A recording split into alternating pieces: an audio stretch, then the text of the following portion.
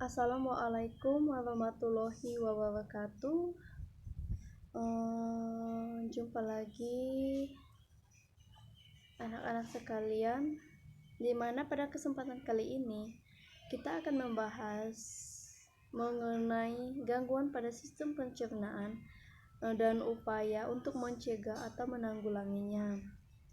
Apa saja sih gangguan pada sistem pencernaan dan upaya apa saja yang bisa mencegah atau menanggulanginya?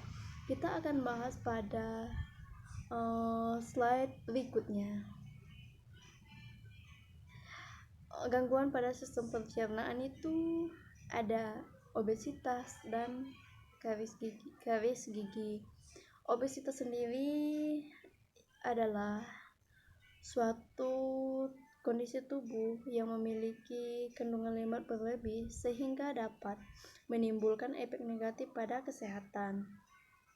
Obesitas sendiri dapat meningkatkan risiko terkena beberapa jenis penyakit seperti adanya penyakit jantung, diabetes, dan osteoartritis.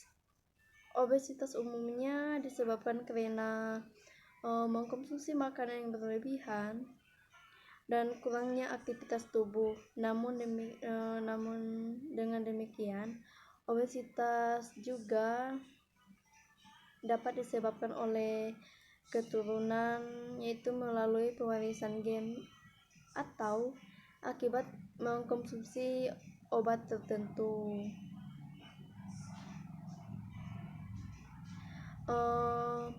Pada beberapa orang ada yang sedikit mengkonsumsi makanan namun mengalami kelebihan berat badan.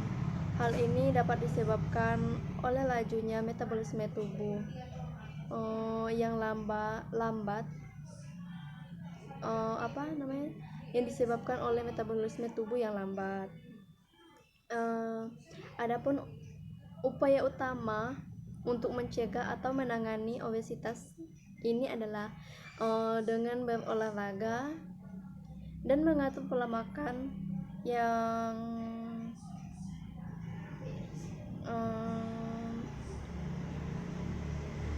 dapat dilakukan dengan mengurangi mengkonsumsi makanan yang banyak mengandung energi, makanan yang tinggi gula dan lemak, serta banyak mengkonsumsi makanan yang mengandung serat tinggi. Berikut itu ada karies gigi ya. Karies gigi atau gigi berlubang.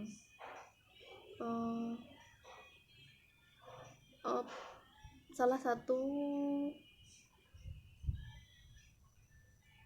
gangguan pada sistem pencernaan. Gigi berlubang merupakan kerusakan gigi yang diakibatkan oleh akibat infeksi bakteri yang merusak lapisan gigi sehingga merusak struktur gigi. Bakteri pada mulut mengolah gula sehingga menghasilkan asam-asam yang diproduksi selama metabolisme dalam mulut ini dapat merusak gigi. Gigi berlubang dapat menyebabkan nyeri pada gigi jika sampai terlalu dalam kerusakannya, karena telah sampai merusak saraf gigi. Pada umumnya, penyakit gigi dan mulut disebabkan oleh kurangnya menjaga kebersihan mulut. Oleh karena itu, upaya pencegahan yang dapat kalian lakukan adalah dengan memperhatikan kebersihan gigi, menyikat gigi minimal 2 kali sehari, cara membersihkan gigi dengan menggunakan benang gigi, obat kumur atau berkumur dengan larutan garam dan air hangat. Hal ini dapat membantu mengurangi plak pada gigi serta melakukan pemeriksaan gigi secara teratur.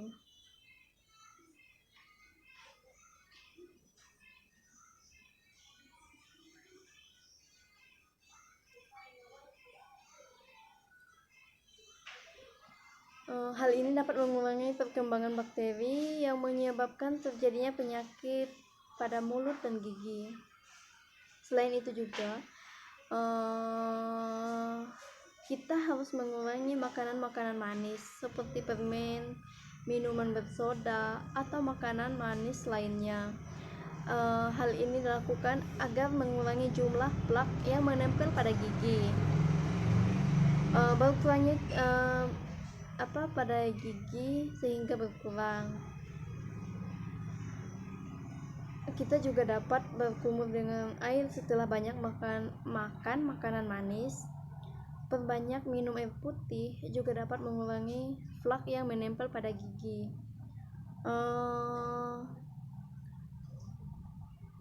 Selanjutnya itu ada gastritis atau sakit MAH. Sakit MAH ini udah nggak asing banget ya.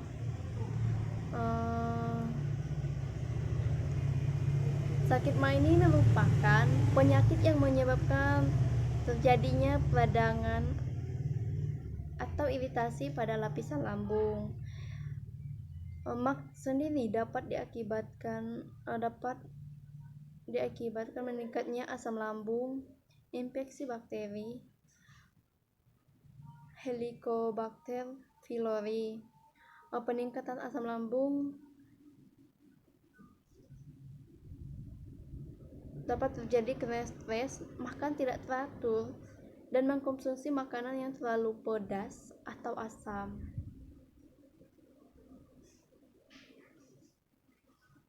MAH sendiri dapat dicegah dengan makanan teratur,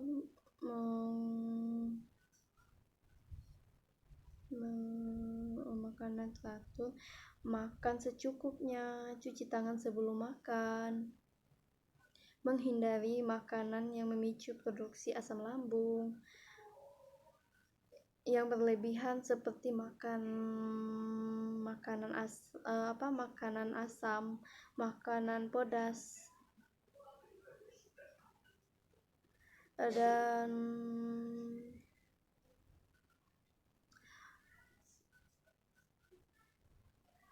minuman kopi. Selain itu juga kita harus menghindari stres yang berlebihan. Hal ini dapat membantu dalam mencegah penyakit MAH. Apabila MAH disebabkan adanya infeksi bakteri Helicobacter pylori, penyakit MAH dapat diobati dengan mengkonsumsi obat antibiotik seperti amokilin dan tetrasiklin, namun tentu saja harus dengan resep dari dokter. Selanjutnya itu ada hepatitis. Hepatitis itu merupakan peradangan pada hati. Di mana orang yang menderita hepatitis ringan memiliki gejala seperti orang yang terkena flu, yaitu sakit otot dan persendian, demam, diare, dan sakit kepala.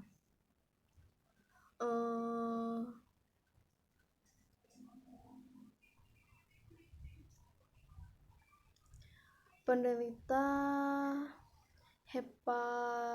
hepatitis akut dapat mengalami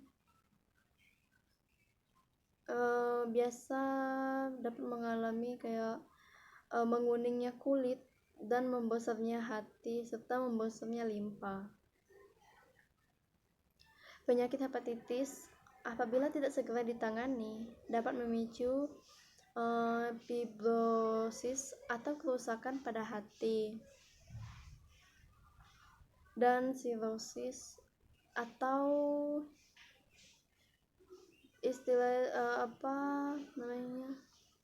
biasa dinamakan dengan gagal hati kronis.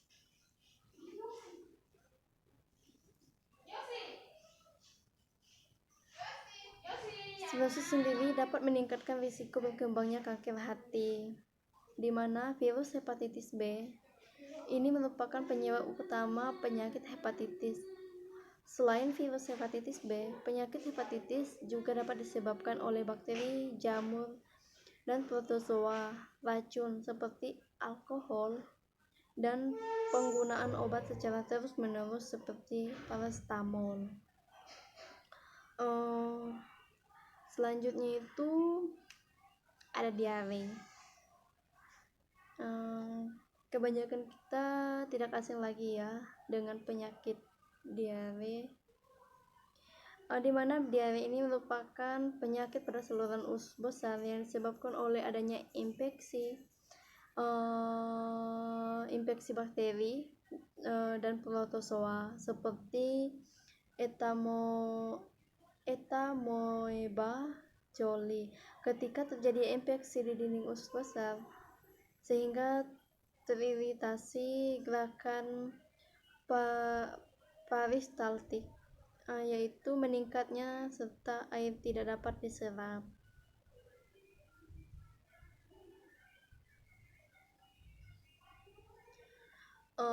Penderita diare sendiri dapat mengalami dehidrasi karena air dalam usus terus-menerus dikeluarkan. Selain itu, penderita diare juga akan mengalami mulas di perut karena kontraksi pada usus besar terjadi terus-menerus.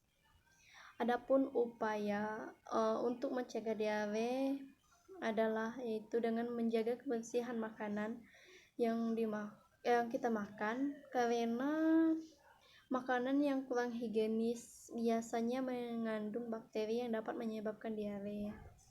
Mencuci tangan sebelum makan, minum air yang dimasak atau air kemasan yang higienis. Dan yang paling terpenting adalah menjaga kebersihan diri dan lingkungan apabila terkena diare. Adapun penanganan yang dapat dilakukan adalah dengan meminum oralit atau larutan gula garam.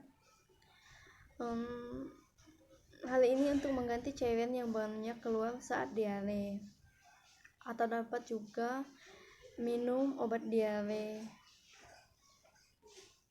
Obat diare biasanya memiliki fungsi untuk proses pemadatan feses, bukan menghentikan diare. Apabila sakit diare belum teratasi, segeralah memeriksa diri ke dokter. Selanjutnya itu ada konstipasi. Konstipasi sendiri merupakan kondisi feses keras atau kering sehingga sulit untuk dikeluarkan. Penyebabnya itu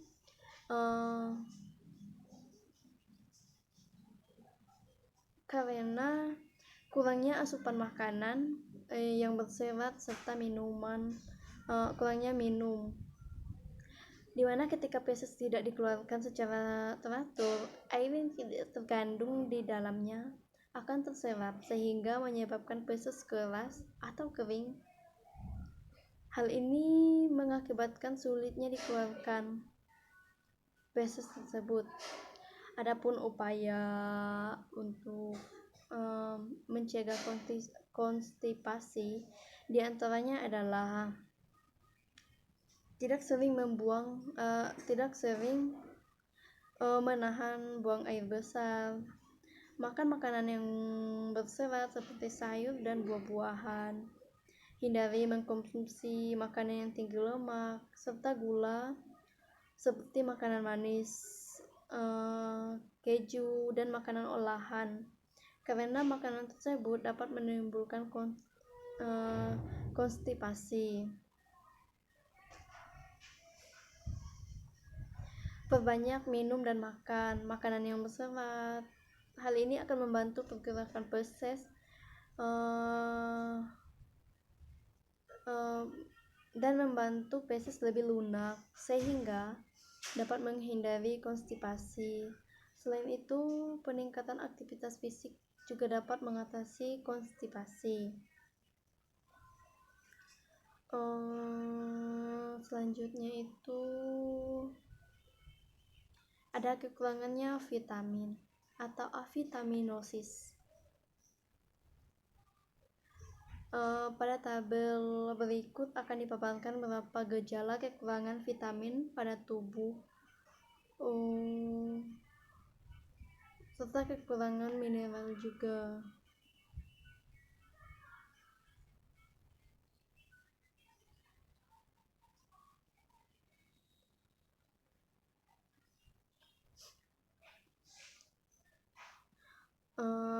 Adapun gejala kekurangan vitamin di sini, vitamin A itu gangguannya itu adalah penglihatan kabur, adanya kerusakan hati dan tulang, rambut rontok, habis itu kayak vitamin B, penyakit beri-beri, gangguan saraf, kehilangan berat badan, berlebihan dan anemia.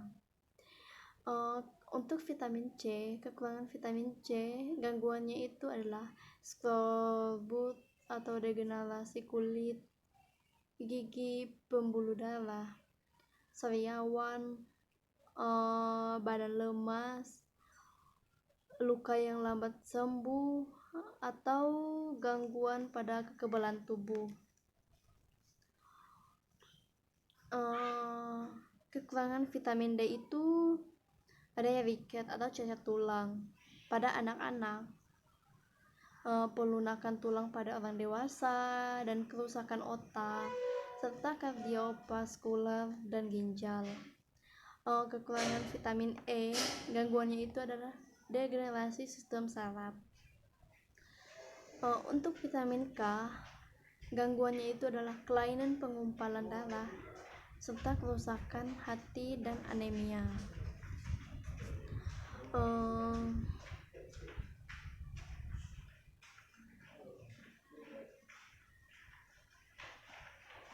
Kekurangan mineral pada tubuh juga itu dapat menyebabkan gangguan pada tubuh.